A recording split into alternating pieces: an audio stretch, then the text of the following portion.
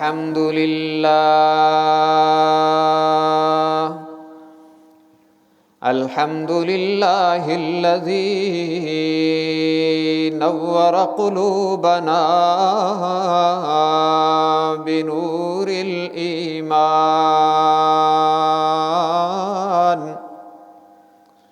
وزين أخلاقنا بنور السنة والقرآن والصلاة والسلام على سيد الأنبياء محمد الذي أنزل عليه الفرقان وعلى آله وأصحابه الذين آمنوا بالبيان أما بعد فأعوذ بالله من الشيطان الرجيم بسم الله الرحمن الرحيم يضل به كثيرا ويهدي به كثيرا وما يضل به إلا الفاسقين وقال النبي صلى الله تبارك وتعالى عليه وسلم إن الله يرفع بهذا الكتاب أقواما ويضع به آخرين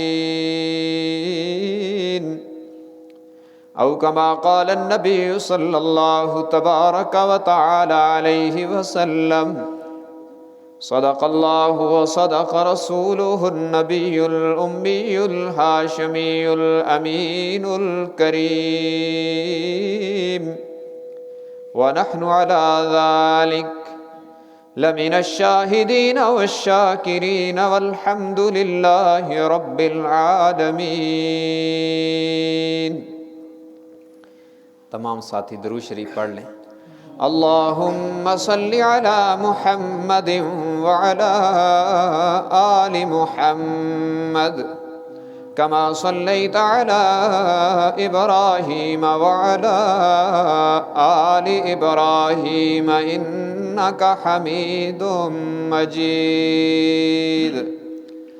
اللهم بارك على محمد وعلى آل محمد كما باركت على إبراهيم وعلى آل إبراهيم إنك حميد مجيد.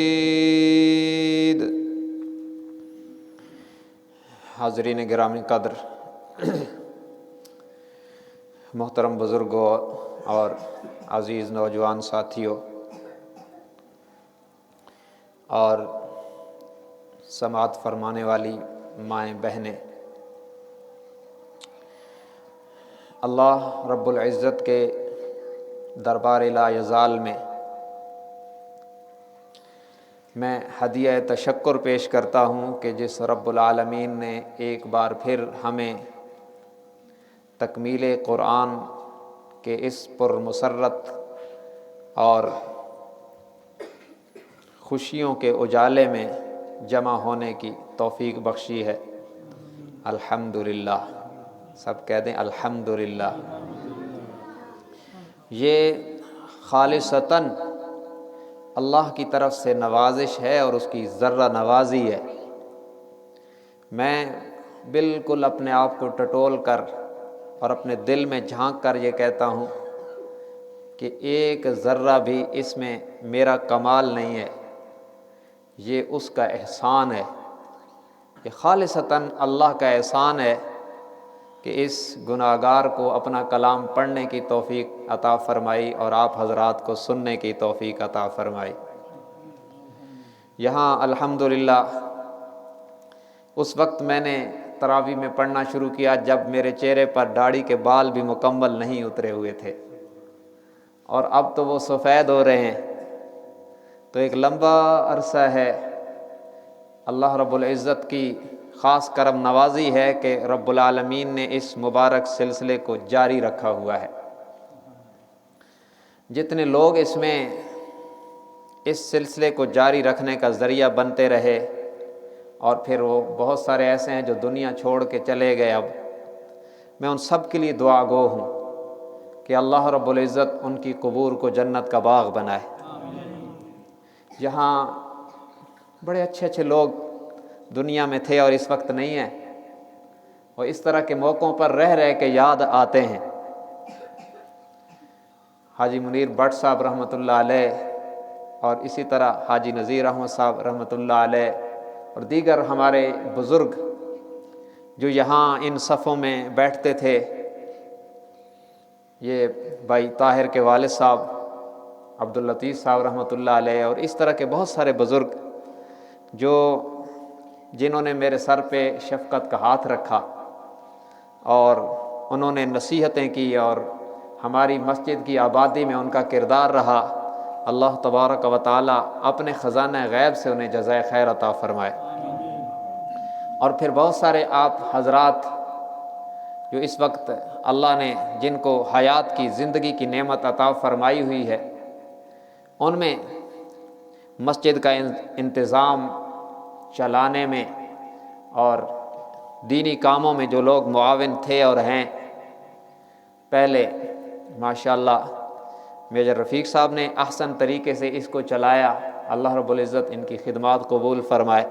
اور پھر جب وہ علیل ہوئے اور کمزور ہوئے، ظاہر ہے بڑھاپا بندے کو بہت سی چیزیں چھوڑنے پر مجبور کر دیتا ہے، پھر ماشاءاللہ یہ اس سلسلے کو حاجی خالد صاحب نے لیا، اللہ تعالیٰ ان کی عمر میں برکت عطا فرمائے۔ اور ہر دور میں ہمارے بچے، ہمارے نوجوان ان بزرگوں کے شانہ بشانہ رہے، اللہ تبارک و تعالیٰ ان کی جوانیوں میں برکت نصیب فرمائے۔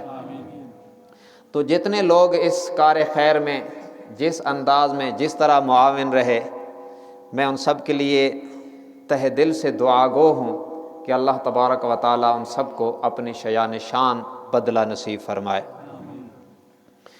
تکمیل قرآن کی یہ مبارک مجلس ہے، اور اس میں اصل مقصود دعا ہے، اس لیے کہ تکمیل قرآن کے موقع پر قبولیت دعا کی بشارت اور خوشخبری خود جناب نبی مکرم صلی اللہ علیہ وسلم نے سنائی ہے کہ تکمیل قرآن پر جب بندہ لب ہلاتا ہے، ہاتھ اٹھاتا ہے، تو اللہ اس کو خالی واپس نہیں فرماتا۔ تو اس لیے اصل مقصود تو دعا ہے۔ دعا سے پہلے چند گزارشات آپ کی خدمت میں پیش کر رہا ہوں۔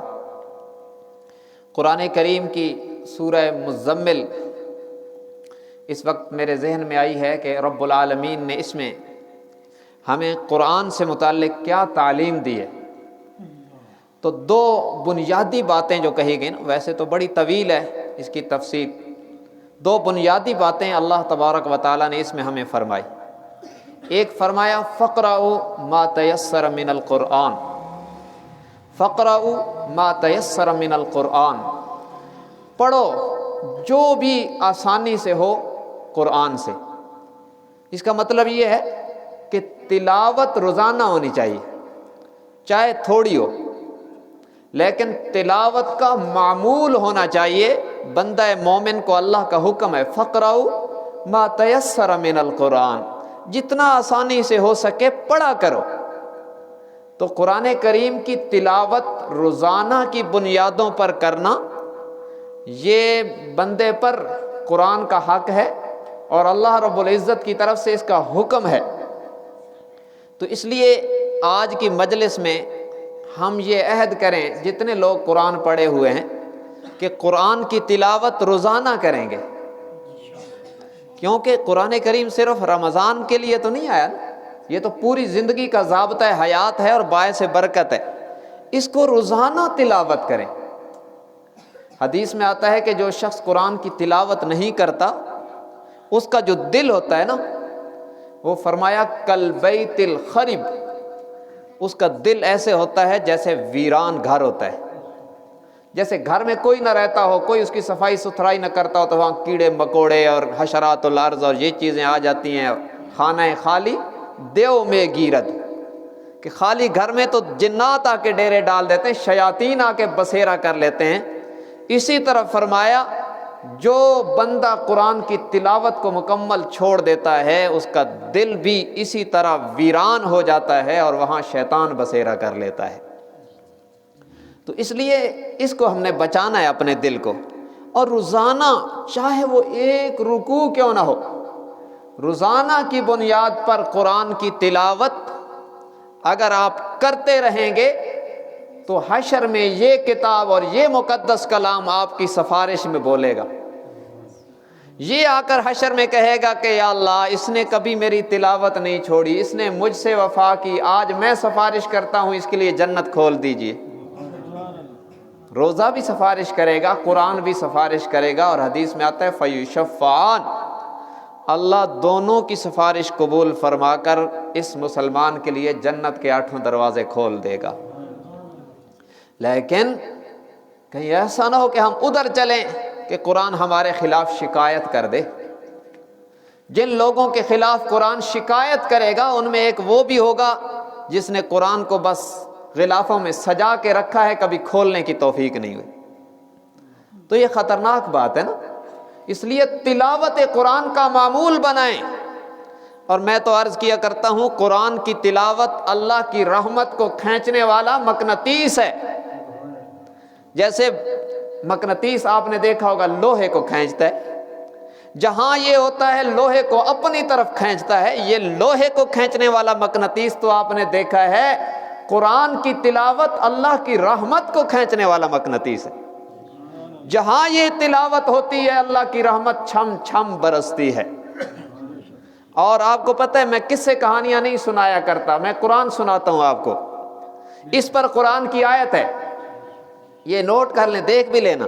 سورہ آراف 9واں پارہ، سورہ آراف، اور آیت کا نمبر ہے 204. اس میں رب العالمین نے یہی چیز بیان کی.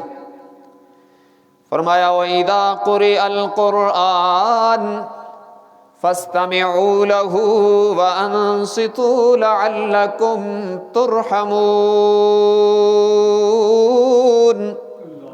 فرمایا جب قرآن پڑھا جائے، جہاں قرآن کی تلاوت ہونے لگے تم کان لگا کے سنا کرو اور خود چپ ہو جایا کرو.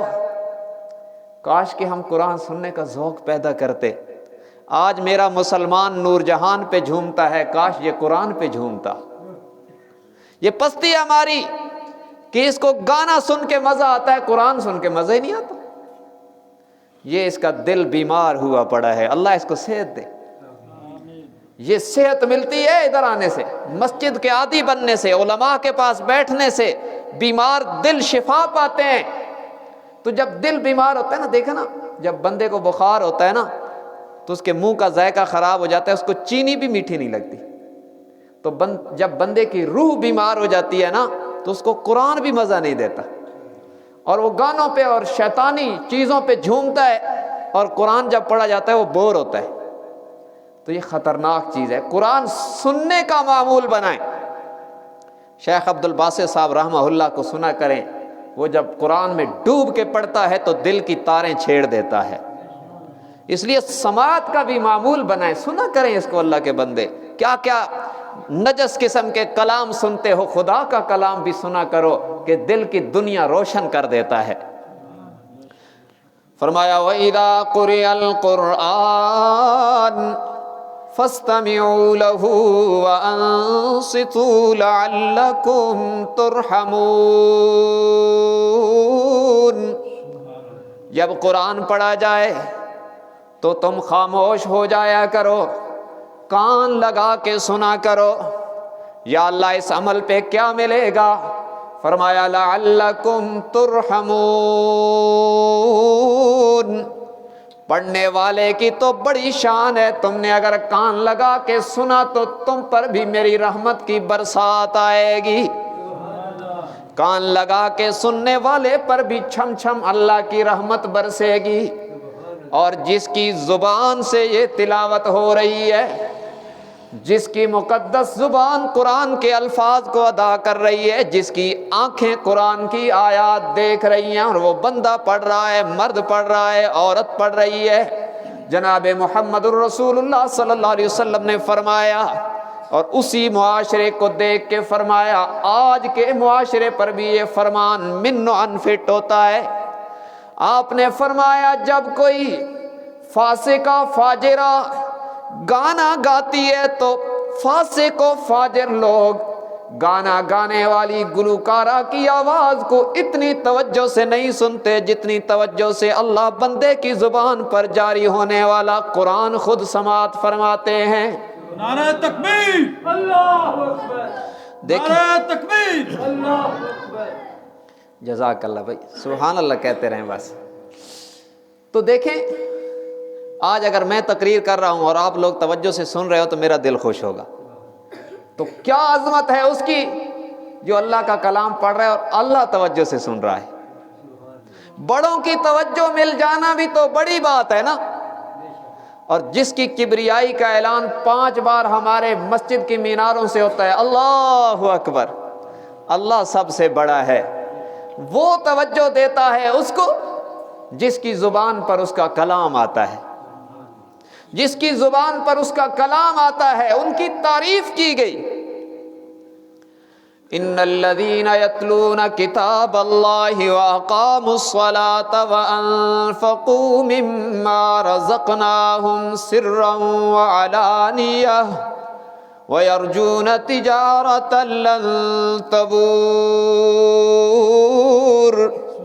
فرمایا یہ جو خوش نصیب اللہ کی آیات کی، اللہ کی کتاب کی تلاوت کرتے ہیں اور ان کے عمل میں نماز ہوتی ہے، نماز کا اہتمام کرتے ہیں، حسب استطاعت صدقہ بھی کرتے ہیں، فرمایا انہیں مبارک ہو، ایسی تجارت کر رہے ہیں جس میں کبھی نقصان نہیں ہوگا، اس میں فائدہ ہی فائدہ ہوگا، یہ ایسی تجارت کر رہے ہیں۔ تو ان میں پہلا کام کیا کرتے ہیں؟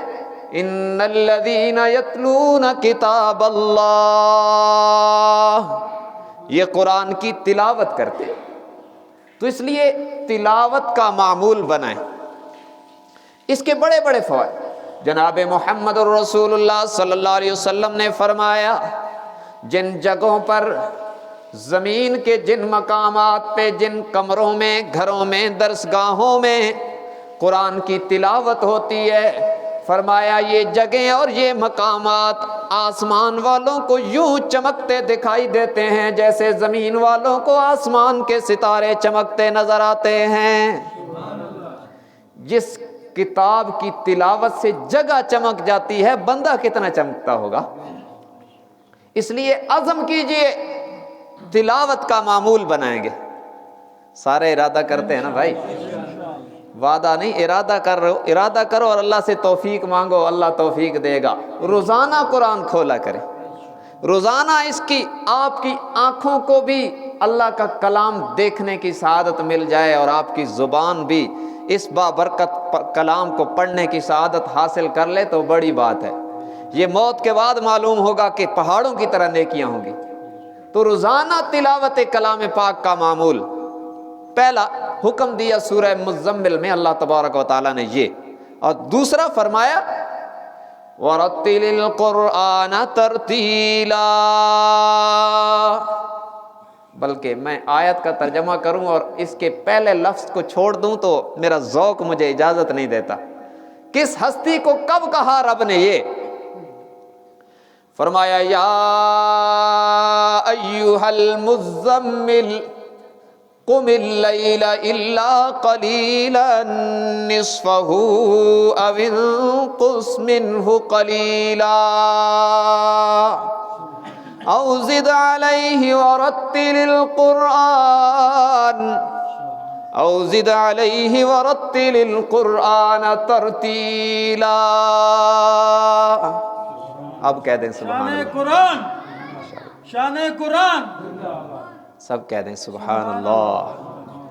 رب العالمین نے اس وقت اپنے محبوب جناب محمد الرسول اللہ صلی اللہ علیہ وسلم سے خطاب کیا پیار کے لہجے میں، کیا بات ہے، اللہ اپنے محبوب سے بات کرتا ہے اور وہ بھی پیار کے انداز میں، محبت کے انداز میں، ولولے کے انداز میں۔ اور کب؟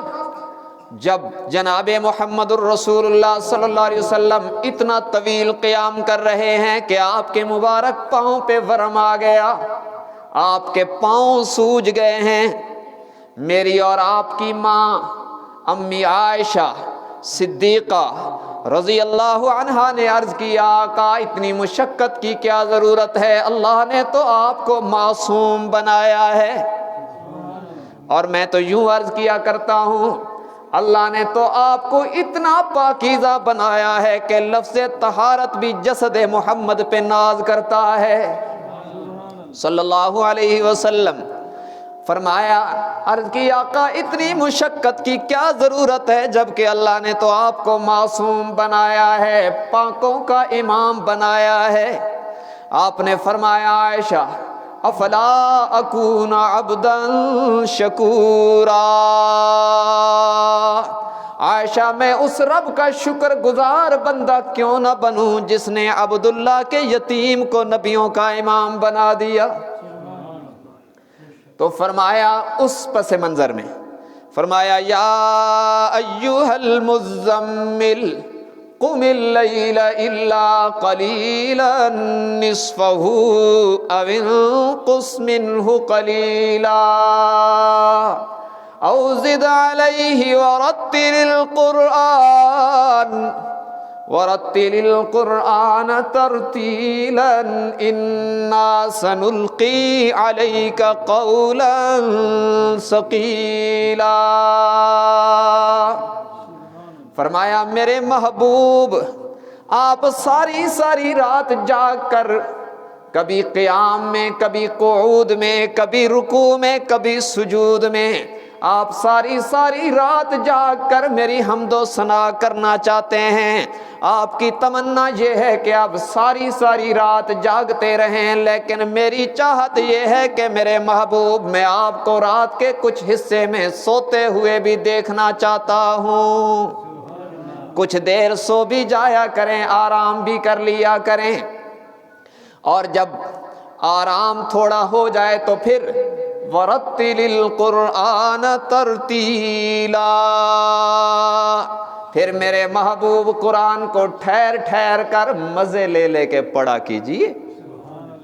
کیا کمال ہے، کس ہستی کو کہا جا رہا ہے، خود جن کے قلب اطہر پہ قرآن آیا ہے ان کا تو پڑھنا با کمال تھا، انہیں کہہ کر ہمیں سمجھایا کہ تم یہ نہیں کہ بس ایسے پڑھ رہے کہ کرامن کاتبین بھی سوچ رہے ہیں کیا لکھیں، ٹھہر کے پڑھا کرو۔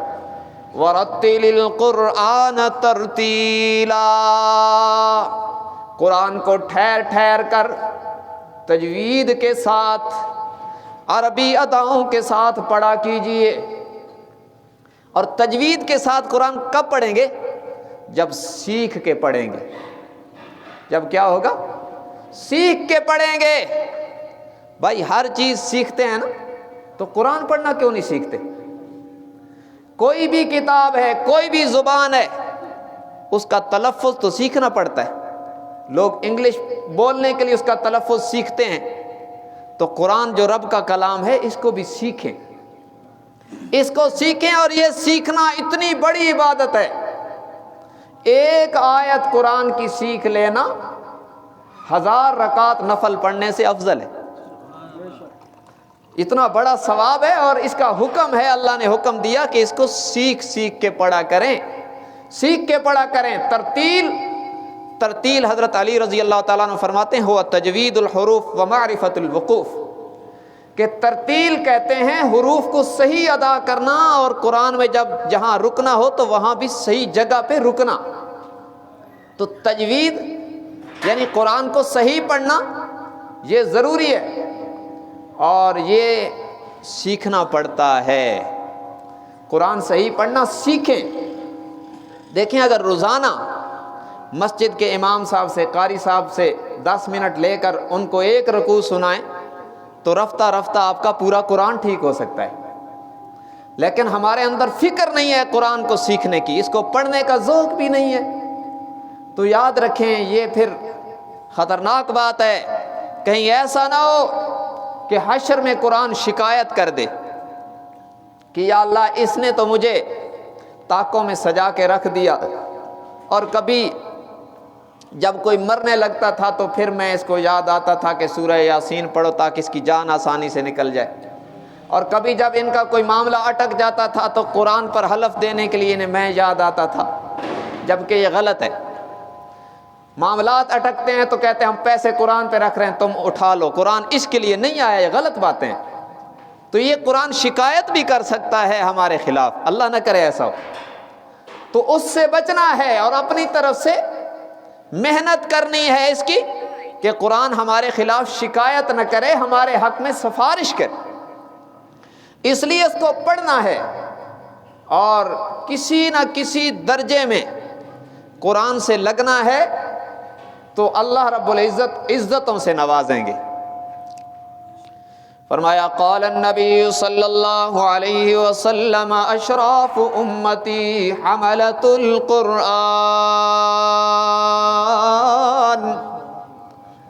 فرمایا میری امت کے سب سے وی آئی پی لوگ، میری امت کے عزت والے لوگ وہ ہیں جو قرآن پڑھتے ہیں، قرآن پڑھاتے ہیں، قرآن سیکھتے ہیں، قرآن سکھاتے ہیں، قرآن سمجھتے ہیں، قرآن سمجھاتے ہیں، اس پر عمل کرتے ہیں۔ فرمایا میری امت کے سب سے عزت والے لوگ یہاں بھی وہی ہیں اور آخرت میں بھی وہی ہوں گے، آخرت میں بھی عزت قرآن والوں کی ہوگی۔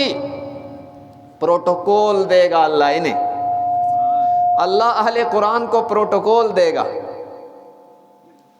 کہتے ہیں کہ دیوبندیوں کی نشانی ہے ان کا سپیکر خراب ہونا چاہیے، اس لیے ہم چونکہ یہ تو پھر ہوتا رہتا ہے نا، سپیکر بولتے رہتے ہیں دیوبندیوں کے۔ تو بہرحال میں جو بات عرض کر رہا ہوں وہ یہ ہے کہ قرآن کے ساتھ کسی طرح بھی ہم لگے رہے نا تو قرآن اس قاری کو اور محبت کرنے والے کو اور سننے والے کو نوازے گا۔ یہ جو میرے بزرگ یہاں پوری تراویحوں میں کھڑے ہوتے رہے اور کرسیوں پر بیٹھ کر بھی نماز پڑھتے رہے، اللہ ان کی محنت کی قدردانی کرے گا، اللہ ان کا اجر ضائع نہیں کرے گا۔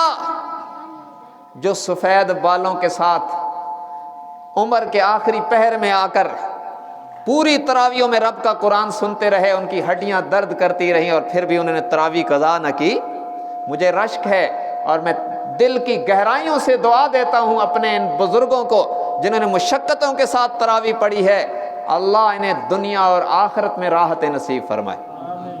یہ قرآن سے وفا اسی کو کہتے ہیں۔ تو جب بندہ قرآن سے وفا کرتا ہے تو پھر اس کا پروٹوکول ہے، حشر میں اللہ اس کو پروٹوکول دے گا۔ ایک تو حافظ قرآن کا پروٹوکول ہوگا نا، وہ تو اگر اللہ نے اس کو قرآن محفوظ رکھنے کی توفیق دی، یاد رکھنا یہ جو پروٹوکول ہوگا یہ حافظ کو ہوگا، اس کو ہوگا جس کی موت اس حال میں ہوئی کہ جس کو قرآن یاد بھی ہو۔ اگر پہلے ہی بھلا دیا تو بڑے خطرے کی بات ہے، پھر بہت خطرناک بات ہے۔ اگر وہ قرآن سنبھال کے لے گیا تو پھر اللہ کے نبی نے فرمایا یقال لصاحب القرآن اقرأ وارتق ورتل كما ترتل في الدنيا فإن منزلك عند آخر آية تقرأها۔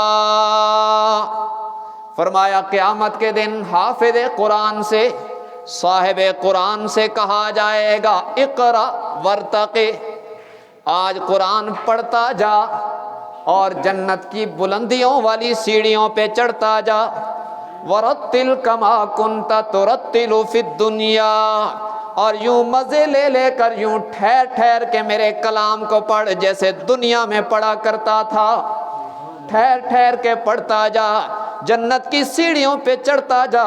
فَإِنَّ مَنزِلَكَ عِنْدَ آخِرِ آیَةٍ تَقْرَؤُهَا، جہاں پہ قرآن کی آخری آیت مکمل ہوگی اس بلندی پر تیرا بلند مقام ہوگا۔ یہ حافظ کا اعزاز ہے، اور جو لوگ اس کے ساتھ لگے رہے، اس کے خاندان والے، اس کے عزیز و اقارب، ان کو بھی اللہ تنہا نہیں چھوڑے گا اس کی برکت سے۔ حافظ قرآن کو اعزاز ملے گا اپنے 10 لوگوں کے لیے، قد وجبت علیہ النار، جن پر شرک کے علاوہ گناہوں کی وجہ سے جہنم واجب ہو چکی ہوگی، ان کے لیے اسے اختیار ملے گا کہ تو ان میں سے ایک ایک کی سفارش کرتا جا، میں جنت کھولتا جاؤں گا۔ تو اس لیے میں اکثر عرض کیا کرتا ہوں کہ اپنی اولاد میں سے ایک کو تو سفارشی بنا جائیں۔ ہم کسی بڑے جج کی عدالت میں کیس ہو، کہتے ہیں اس کا کوئی دوست ڈھونڈو یار، کوئی سفارش ڈھونڈو تاکہ فیصلہ میرے حق میں آئے۔ اللہ کی عدالت میں جب ہم سب نے جانا ہے تو وہاں کے لیے سفارشی پیدا کریں۔ اپنے بچوں میں سے کم از کم ایک ہونا تو یہ چاہیے کہ سب کو دیندار بنائیں اور سب کو قرآن کے ساتھ لگائیں، لیکن اگر کم از کم ایک تو ایسا پیدا کر جائیں جس پر آپ کو یہ امید ہو کہ میرے مرنے کے بعد یہ میری قبر پہ آئے گا تو بہار آئے گی، کم از کم ایک تو ایسا پیدا کر جائیں۔ میں اکثر مثال دیا کرتا ہوں، ہمارے ایک دوست ہیں مولانا خالد صاحب مدظلہ العالی، اللہ تبارک و تعالیٰ ان کو صحت سلامتی نصیب فرمائے، عالم دین ہیں، حافظ ہیں، قاری ہیں، عالم ہیں ماشاءاللہ۔ ان کے باقی جو بھائی ہیں وہ 5 بھائی ہیں، باقی جو بھائی ہیں وہ دنیاوی درجوں پر ہیں، ان کے اپنے اپنے سٹیٹس ہیں دنیاوی درجوں پر، ان کو اللہ نے باقی بھائیوں کو بھی دنیاوی عزت دی ہے۔ ان کو جب ان کے والد صاحب رحمۃ اللہ علیہ نے مدرسے میں داخل کروایا نا، تو ان کا نام تھا ان کے والد کا شیر محمد، تو ان کو ان کے دوست کہنے لگے شیر محمد یہ کیا کیا کہ بچہ تو نے مدرسے میں داخل کروا دیا، جیسے لوگوں کی باتیں ہوتی ہیں نا کہ یہ تو فطرانوں پہ پلے گا اور زکاتوں پہ پلے گا اور لوگوں کے جناب نذرانوں پہ پلے گا، کیا کر دیا؟ ان کو پتہ نہیں ہے کہ یہ فطرانوں پہ پلنے والے قوم کے رہنما بنتے ہیں، یہ امت کے محسن ہوتے ہیں۔ تو اس نے ایک جملہ کہا تھا، مجھے ابھی تک یاد ہے اور مجھے بار بار یاد آتا ہے۔ ایک مجلس لگی ہوئی تھی، یہ 1991 کی بات ہے، میں اس وقت بالکل ہی بچہ تھا، لیکن یہ جملہ میرے دل کی تختی پہ نقش ہو گیا۔ اس نے کہا بھائی باتیں تمہاری ساری ٹھیک ہیں، لیکن میں چاہتا ہوں ایک تو ایسا ہو جو میری قبر پہ آ کے قرآن بھی پڑھے۔ یہ جو باقیوں کا نام لیا کہ ان کو جو میں پڑھا کے جا رہا ہوں میرے مرنے کے بعد یہ کسی کام کا نہیں ہے، یہ ABC آ کے پڑھیں گے تو کیا فائدہ ہوگا؟ میں اس کی وضاحت کر رہا ہوں، اس نے جو اپنی زبان میں وہ وضاحت کی تھی میں اس کی وضاحت کر رہا ہوں کہ بھائی میری قبر پہ آ کر یہ ABC اور یہ الجبر ریاضی کے میری قبر پہ آ کے حل بھی کریں تو مجھے کیا فائدہ ہوگا؟ میں خالد کو دین کے لیے وقف کر رہا ہوں کہ یہ میری آخرت کا سرمایہ ہے۔ اور اب کیا ہوا؟ باقی ان کے بھائی اپنے اپنے سٹینڈرڈ کے ساتھ ہیں اور یہ حافظ بنے، قاری بنے، عالم بنے، اور ابھی الحمدللہ لڑکوں اور لڑکیوں کے 2 مدرسے چلا رہے ہیں۔ تو میں اکثر ان کے بھائیوں کو عرض کیا کرتا ہوں کہ تمہارے والد کے لیے یہ اگر دعا نہ بھی کریں تب بھی ان کی قبر میں بہار جا رہی ہے اس کی برکت سے۔ یہ صبح شام، صبح وہ اٹھتے ہیں تو فجر سے لے کر مغرب تک وہ بندہ پڑھاتا ہی رہتا ہے، تو ان کے والد کے لیے کتنا بڑا صدقہ جاریہ بنا۔ اور باقی جو بھائی ہیں وہ اپنے اپنے پیسہ کما رہے ہیں، خوب پیسہ کما رہے ہیں، لیکن والد کے کس کام کا ہے؟ اپنی دنیا بنا رہے ہیں، والد کی آخرت کے لیے ان کی تعلیم کا کوئی فائدہ نہیں، اور ان کی تعلیم والد کی قبر میں بہار کا ذریعہ ہے۔ تو یہ بات عرض کرنے کا مقصد یہ ہے کہ ہم بھی اپنی اولادوں کو وقف کریں، قرآن سکھائیں، دین سکھائیں۔ یاد رکھنا جس کا ایصال ثواب کرنے والا کوئی نہیں ہوتا نا، اس کی قبریں ویران ہوتی، وہ آخرت میں انتظار کرتے رہتے ہیں، ان کو کوئی پڑھ کے بخشنے والا ہی نہیں رہتا۔ اس لیے بچوں کو دیندار بنانا بڑا ضروری ہے، تب ان کی آخرت بھی بنے گی اور آپ کی آخرت بھی بنے گی، میری اور آپ کی آخرت بھی تب بنے گی جب ہم اولادوں کو دین پہ لگا کے جائیں گے، ان کو قرآن پڑھائیں گے، ان کو سنت سکھائیں گے، ان کو دین سکھائیں گے تو پھر ہمارے لیے دنیا میں بھی وہ اطمینان کا اور عزت کا ذریعہ ہوگا اور آخرت میں بھی اطمینان، عزت اور شرف کا ذریعہ ہوگا۔ اس لیے یہ عزم کریں کہ انشاءاللہ اپنے بچوں کو دین کے لیے بھی وقف کریں گے۔ آپ کے پاس تو بالکل ہی قریب یہ ادارہ ہے جامعہ شبیریہ، یہ اللہ کی نعمت سمجھے اس کو۔ ہم نے تو بڑے دور دور جا کے پڑھا اور بڑی مشقتوں میں پڑھا، اب تو طالب علم شہزادے ہیں، اور یہاں سے اگر بچہ جاتا ہے قریب میں پڑھ کے آ جاتا ہے تو کوئی مشقت نہیں ہے۔ اب مشقتیں چلی گئی ہیں، اب تو آسانیوں کے ساتھ اللہ دین دے رہا ہے۔ تو اس ادارے کو غنیمت سمجھتے ہو اپنے بچوں کو وقف کریں دین کے لیے، اسلام کے لیے، اور اپنی دنیا اور آخرت کے لیے، تو انشاءاللہ وہ فائدہ ہوگا جس کو میں الفاظ میں لا نہیں سکتا۔ قرآن وہ کتاب ہے کہ اس کے ساتھ جو بھی جس انداز میں لگتا ہے اللہ رب العزت اس کو نوازتے ہیں، دنیا میں بھی آخرت میں بھی۔ مایوسی نہیں ہے، محرومی نہیں ہے۔ اس کلام کے ساتھ لگنے والا کسی انداز میں بھی محروم نہیں ہوتا، اس کی دنیا بھی آباد رہتی ہے، اس کی قبر بھی آباد رہتی ہے، اس کا حشر بھی مسکراہٹوں کے ساتھ سجا ہوا ہوگا، حشر میں بھی اس کو غم اور خوف نہیں ہوگا انشاءاللہ۔ جس نے اپنی زندگی کو قرآن سے سجایا اور جس نے اپنے گھر کو قرآن سے سجایا، اس لیے کہ یہ وہ کتاب ہے جس کو رب العالمین نے اتارا ہی انسانیت کو عزتوں سے نوازنے کے لیے ہے، انسانیت کو جنت کے راستے پر گامزن کرنے کے لیے اللہ نے اپنے نبی کے ہاتھوں میں قرآن دے کے بھیجا ہے۔ یہ جنت کے لیے ضابطہ حیات ہے، دستور حیات ہے، منشور حیات ہے۔ بلکہ اگر میں یہ کہہ دوں تو بالکل غلط نہ ہوگا کہ قرآن انسان کے لیے آب حیات ہے۔ کہتے ہیں نا کہ آب حیات جو پی لیتا ہے کبھی نہیں مرتا۔ میں عرض کیا کرتا ہوں جو قرآن کے آب حیات سے پی لیتا ہے وہ بھی کبھی نہیں مرتا۔ موت تو آنی ہے، آپ سوال کریں گے موت تو آنی ہے، بندے تو مر رہے ہیں۔ ارے جس نے قرآن کے آب حیات سے پیا ہے وہ آج بھی لوگوں کے دلوں میں زندہ ہے۔ من عمل صالحا من ذکر او انثى وهو مؤمن فلنحيينه حیاتا طیبہ ولنجزینہم اجرہم باحسن ما كانوا يعملون۔ جس نے ایمان لایا، اچھے اعمال کیے، ہم اس کو بہترین زندگی عطا فرما دیتے ہیں، دنیا میں بھی اور آخرت میں بھی اس کو بہترین زندگی عطا فرماتے ہیں۔ وہ کبھی نہیں مرتے جنہوں نے قرآن کو دل میں بسایا اور جنہوں نے قرآن کو اپنی زندگی کا نصب العین بنایا۔ آج بھی حضرت ابو بکر کا نام لیتے ہیں تو مسلمان جھوم اٹھتا ہے، وہ زندہ ہیں آج بھی مومن کے دل میں، مومنین کے دلوں میں زندہ ہے۔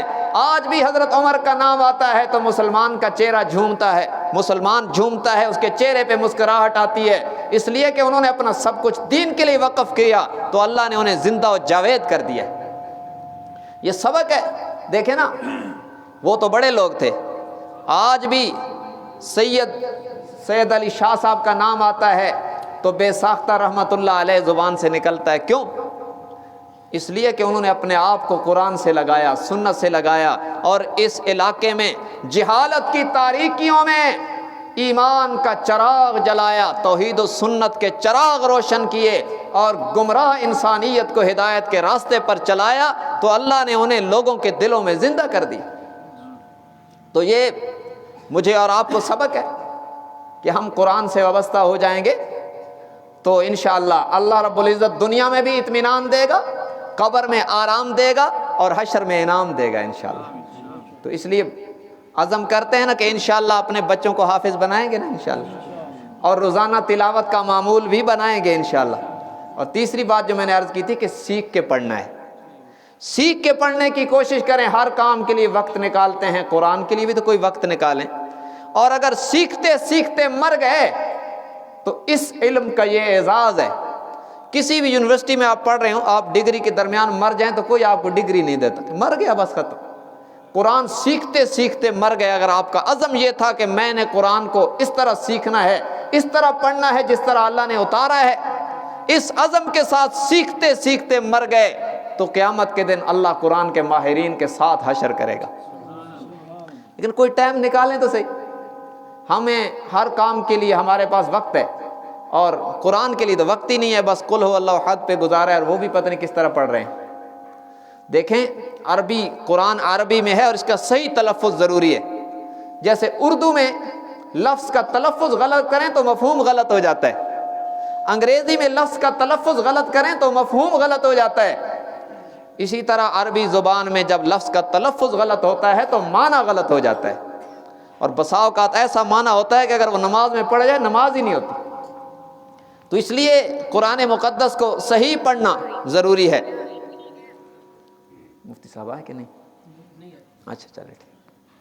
اصل میں یہ جو انتظار والی گفتگو ہوتی ہے نا، یہ مشکل اس لیے ہوتی ہے کہ بندہ سوچ نہیں سکتا کہ میں کیا کہوں، ایسا نہ درمیان میں وہ آ جائے مجھے بات ختم کرنی پڑے. بہرحال یہ مسئلہ نہیں ہے، انشاءاللہ اللہ نے بزرگوں کی برکت سے بہت کچھ یہاں پہ جمع کیا ہے، تو یہ ختم تو نہیں ہوتا.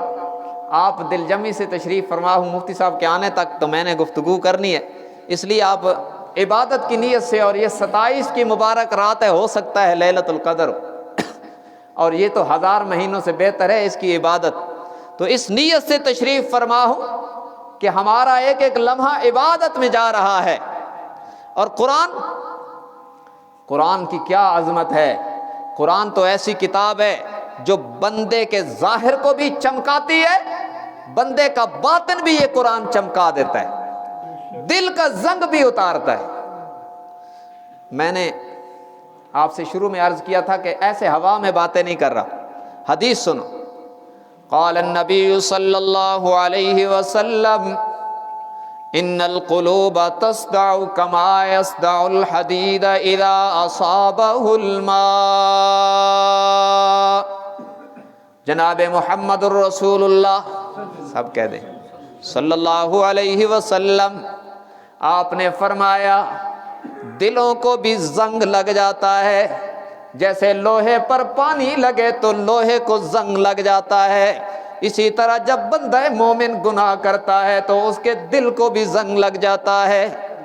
آپ نے فرمایا جب بندہ ایک گناہ کرتا ہے ایک سیاہ نقطہ اس کے دل پہ لگ جاتا ہے، اگر توبہ کر لے تو دھل جاتا ہے، ورنہ جب دوسرا گناہ کرتا ہے تو دوسرا نقطہ لگ جاتا ہے، تیسرا نقطہ لگ جاتا ہے. ایک وقت آتا ہے کہ سارا دل زنگ آلودہ ہو جاتا ہے، سیاہ ہو جاتا ہے. یہی وضاحت فرمائی آپ نے، جیسے لوہے پر پانی پڑتا رہے تو اس کو زنگ لگ جاتا ہے، ایسے ہی گناہوں کی نحوست جب بندہ مومن کے دل پر پڑتی ہے تو اس کو بھی زنگ لگ جاتا ہے. صحابہ کرام نے عرض کیا ما جلاؤہا یا رسول اللہ صلی اللہ علیہ وسلم. صحابہ نے عرض کیا آقا جب دل کو زنگ لگ جائے تو کیسے اترے گا؟ لوہے کو زنگ لگ جاتا ہے، ہم ریگ مال لگاتے ہیں تو چمکنے لگ جاتا ہے، لوہے کا زنگ تو ہم اتار لیتے ہیں لیکن دلوں کا زنگ کیسے اترے گا؟ آپ نے فرمایا دلوں کا زنگ اگر اتارنا ہے تو 2 کام کرنے ہیں. فرمایا کثرت ذکر الموت و تلاوت القرآن.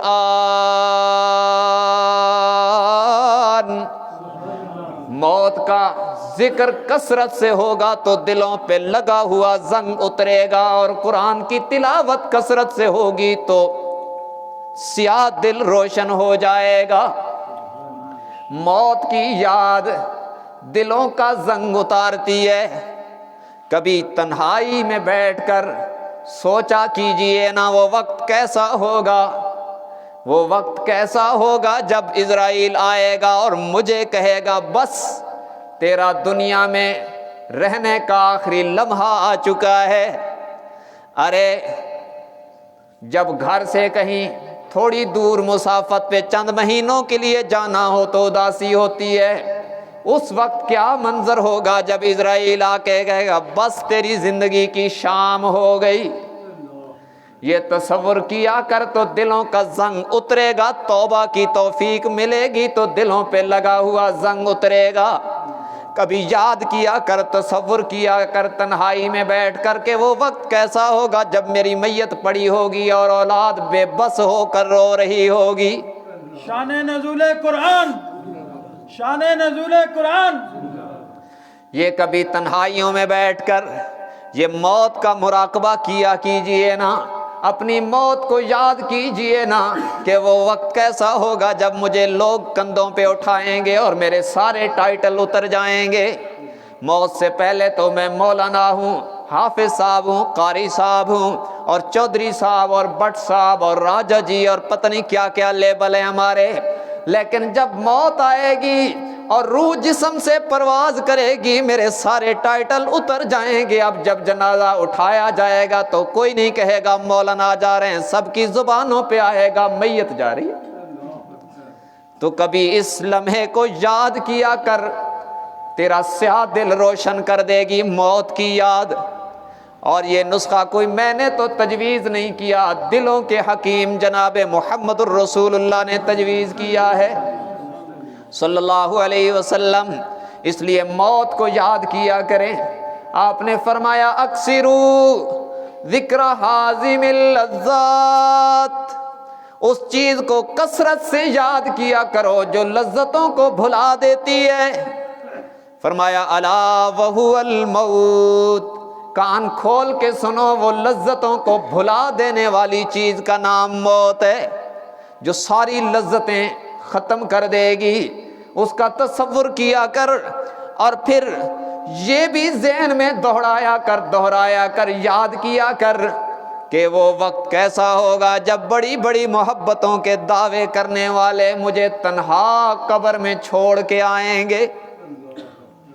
اللہ کے پیغمبر جناب محمد الرسول اللہ صلی اللہ علیہ وسلم نے فرمایا، بخاری شریف پہلی جلد، آپ نے فرمایا جب یہ دفن کر کے لوٹتے ہیں، میت کو تنہا چھوڑ کے آتے ہیں، یسمعوا قرع نعالہم، تو اللہ لوٹ کر آنے والوں کی جوتوں کی آہٹ اس میت کو سنا دیتا ہے، یہ بتلانے کے لیے کہ دیکھنا تجھ سے بڑی بڑی محبتوں کے دعوے کرنے والے آج تجھے تنہا چھوڑ کے جا رہے ہیں۔ تو اس لیے میرے بھائیو، یہ سارے تو تنہا چھوڑ جائیں گے، ہاں ایک ایمان ہے، ایک اچھے اعمال ہیں، ایک قرآن ہے جو تیری میری قبر میں ہمارا جی بہلانے آئے گا، جہاں سارے ساتھ ٹوٹ جائیں گے، جہاں سارے رشتے چھوڑ دیں گے، پیارا بیٹا بھی چھوڑ کے آئے گا، بیوی بھی جدا ہو جائے گی، ماں باپ اپنا لال تنہا چھوڑ کے آ جائیں گے، وہاں کوئی ساتھ دینے والا نہیں ہوگا، تو اچھے اعمال بھی قبر میں جی بہلانے آئیں گے، اور اللہ کا قرآن بھی قبر میں جی بہلانے آئے گا۔ تو بھائی جہاں کسی چیز نے ساتھ نہیں دینا، اس کے لیے بھی تو کوئی ساتھی بنا کے جائے نا۔ تو فرمایا کثرت ذکر الموت و تلاوت القرآن، یہ موت کی یاد، موت کو کثرت سے یاد کرنا دلوں کا زنگ اتارے گا، اور میرے قرآن کی تلاوت بھی دلوں کا زنگ اتارے گی۔ بلکہ قرآن کی تلاوت تو ایسا نسخہ کیمیا ہے کہ اگر دل پہ خدا نہ خواستہ کفر کا زنگ ہو تو اس کو بھی قرآن اتار دیتا ہے۔ یہ بڑا کارگر نسخہ ہے، ظاہر ہے اللہ نے بھیجا ہے، اور اللہ کے نبی نے پھر امت کو بتلایا کہ دلوں کا زنگ موت کی یاد سے اترے گا اور میرے قرآن کی تلاوت سے اترے گا، اور بڑا بڑا پختہ قسم کا زنگ پرانا، یہ قرآن اس کو بھی اتار دیتا ہے۔ بڑے بیسی واقعات ہیں، دیکھیں دنیا نے کبھی نہیں دیکھا کہ کسی نے کسی کتاب کو پڑھ کر اپنا دین چھوڑ دیا، یہ قرآن کا اعجاز ہے۔ دیکھیں بیسیوں واقعات ہیں، میں جھلکیاں دینے لگا ہوں، دلوں کا زنگ کیسے اترتا ہے، اور زنگ فسق کا ہو، فجور کا ہو، گناہوں کا ہو تو ہلکا ہے، اگر کفر کا ہو تو کتنا شدید قسم کا زنگ ہے، لیکن قرآن وہ بھی اتار دیتا ہے۔ حضور علیہ السلام نے جب اعلان نبوت فرمایا اور جن لوگوں نے کلمہ پڑھا نا پہلے تو کفار مکہ نے ان پر جینا حرام کر دیا، تو کچھ صحابہ کرام نے انتہائی بے بسی کے ساتھ حبشہ کی ہجرت کی، جس کو آپ ایتھوپیا کہتے ہیں نا، یہاں کی ہجرت کی۔ ان میں حضرت علی رضی اللہ تعالیٰ عنہ کے بھائی حضرت جعفر ابن ابی طالب بھی شریک تھے۔ چند صحابہ کرام نے وہاں ہجرت کی، اور وہاں پہ شاہ حبشہ نجاشی، اصحمہ نجاشی اچھا بادشاہ تھا، اس کے پاس جا کے پناہ لے لی۔ کفار مکہ نے وہاں اپنے بندے بھیجے کہ ان کو یہاں سے نکالو، معاذ اللہ یہ بدین لوگ ہیں۔ تو شاہ حبشہ نے ان کو بلایا، تو وہاں پر حضرت جعفر طیار نے ایک تقریر کی، اور اس تقریر میں انہوں نے قرآن پڑھا، سورہ مریم کی تلاوت کی، تو شاہ حبشہ کی آنکھوں سے آنسو جاری ہو گئے۔ اور اس نے اپنے عیسائی تھا وہ، اس نے اپنے عیسائی علماء کا ایک وفد بھیجا مکہ میں کہ جاؤ ان کے جو نبی ہیں تم ان سے بات کر کے آؤ اور مجھے بتاؤ کہ وہ کیسے ہیں۔ اب کفر کے عالم ہیں، عیسائی ہیں، اور آپ صلی اللہ علیہ وسلم کے اعلان نبوت کے بعد تو وہ کفر ہو گیا عیسائیت، اب اس کے وہ عالم ہیں۔ اور یاد رکھنا عام بندے کو منوانا آسان ہے، لیکن کسی بھی مکتبہ فکر کا عالم ہو اس کو تبدیل کرنا بڑا مشکل ہے۔ اگر وہ غلطی پر ہو تو اس کا زنگ بھی بڑا پکا ہوتا ہے، اگر وہ حق پر ہو تو اس کا رنگ بھی بڑا پکا ہوتا ہے، یہ بھی کوئی نہیں اتار سکتا، اور اگر یہ غلطی پر ہو جائے تو اس کا زنگ بھی بڑا پکا ہوتا ہے، یہ آسانی سے نہیں اترتا، اسے پھر قرآن ہی اتارتا ہے۔ تو یہ وفد عیسائی علماء کا وفد آیا جناب نبی کریم صلی اللہ علیہ وسلم کی خدمت اقدس میں مکہ مکرمہ میں۔ انہوں نے آپ سے عرض کی جی آپ پہ جو کلام اترا ہے ہمیں وہ سنائیں۔ تو اب کیا کہنا اس زبان کا جن کے دل پر قرآن آیا تھا۔ حضور صلی اللہ علیہ وسلم نے ان کے سامنے تلاوت فرمائی، اور سورہ یاسین کی تلاوت۔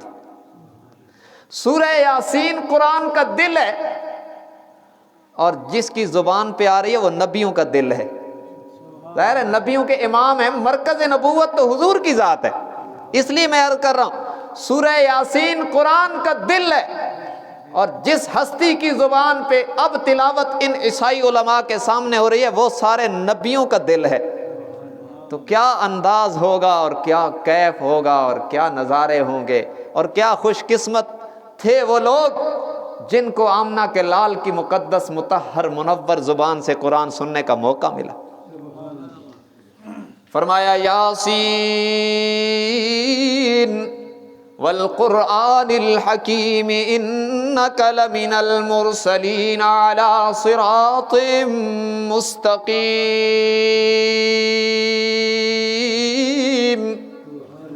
جناب محمد الرسول اللہ صلی اللہ علیہ وسلم نے آیات پڑھنی شروع کی، صاحب قرآن نے قرآن پڑھنا شروع کیا۔ اب رب العالمین نے ان کی آپ بیتی خود بیان کی ہے۔ 7واں پارہ پہلی آیت، یہ نوٹ کر لیں، 7واں پارہ پہلی آیت، اللہ تبارک و تعالی نے ان عیسائی علماء کا تأثر خود قرآن بنا دیا۔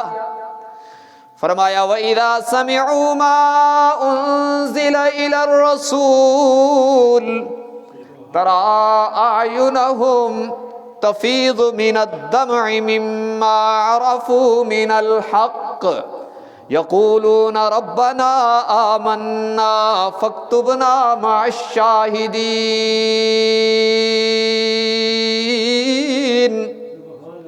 فرمایا جب انہوں نے اللہ کے نبی پر نازل ہونے والا قرآن سنا، جب آمنہ کے لال کی مقدس زبان پر سورہ یاسین کی آیات جاری ہوئیں اور ان عیسائی علماء کے کانوں کے راستے سے دل پر اثر انداز ہو گئیں، تو کیا ہوا؟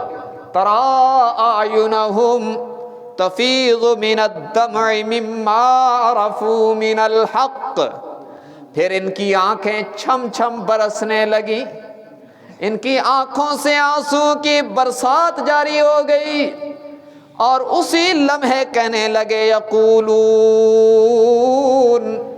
ربنا آمنا، اسی لمحے کہنے لگے اے ہمارے رب ہم ایمان لائے ہیں، فاکتبنا مع الشاہدین۔ الہ العالمین، ہم قرآن کو سن کر اس بات کی گواہی دیتے ہیں کہ یہ کلام بھی حق ہے، تیرا نبی بھی برحق ہے، ہمارا ایمان قبول فرما لے۔ تو یہ کفر کا زنگ لمحوں میں قرآن نے اتار کے دکھا دیا۔ تو اس لیے میں نے عرض کیا کہ اللہ کے نبی صلی اللہ علیہ وسلم نے فرمایا دلوں کا زنگ دو چیزیں اتارتی ہیں، کثرت ذکر الموت و تلاوت القرآن۔ موت کو کثرت سے یاد کرنا اور قرآن کی تلاوت کرنا یہ دلوں پر لگا ہوا زنگ اتار دیتا ہے۔ تو اس لیے شروع سے میں نے بات آپ کے ساتھ یہاں سے شروع کی تھی کہ قرآن کو پڑھنا ہے اور سیکھ کر پڑھنا ہے، اور سیکھنے کے لیے ان حضرات کی خدمات لینی ہے، تو انشاءاللہ دنیا بھی اچھی ہوگی اور انشاءاللہ آخرت بھی اچھی ہوگی۔ بہرحال حضرات تشریف لے آئے ہیں، جزاکم اللہ خیراً۔ میرے دائیں بائیں میرے دونوں بھائی تشریف لے آئے ہیں، اور میری خوشی میں اضافہ ہو جاتا ہے جب یہ حضرات تشریف لاتے ہیں کہ مجھے تسلی ہو جاتی ہے کہ اس گناہگار کے ساتھ یہاں کے الحمدللہ وقت کے جید علماء ہمارے کندھوں پہ ہاتھ رکھے ہوئے ہیں۔ اللہ تبارک و تعالی ان کو بہت بہت جزائے خیر عطا فرمائے، اور ہماری سرپرستی جو پورا سال یہ فرماتے ہیں، میں تو ان کی نگرانی میں آ کر چند دن کام کرتا ہوں، پورا سال یہاں کے انتظام کو چلانے میں یہ حضرات خصوصاً حضرت مفتی صاحب جو سرپرستی فرماتے ہیں، میں تہ دل سے ان کے لیے دعا گو ہوں کہ اللہ تبارک و تعالی ان کی صحت میں عمر اور علم میں اور زیادہ برکت نصیب فرمائے، اور پہلے سے بڑھ کر ان کو اخلاص نصیب فرمائے۔ ہمارے ساتھ میرے ساتھ ان کا بڑا محبت کا پیار کا تعلق ہے، اللہ تبارک و تعالی اسے سلامت رکھے اور موت کے بعد بھی اس پاکیزہ تعلق کے ثمرات نصیب فرمائے۔ وآخر دعوانا ان الحمد للہ رب العالمین۔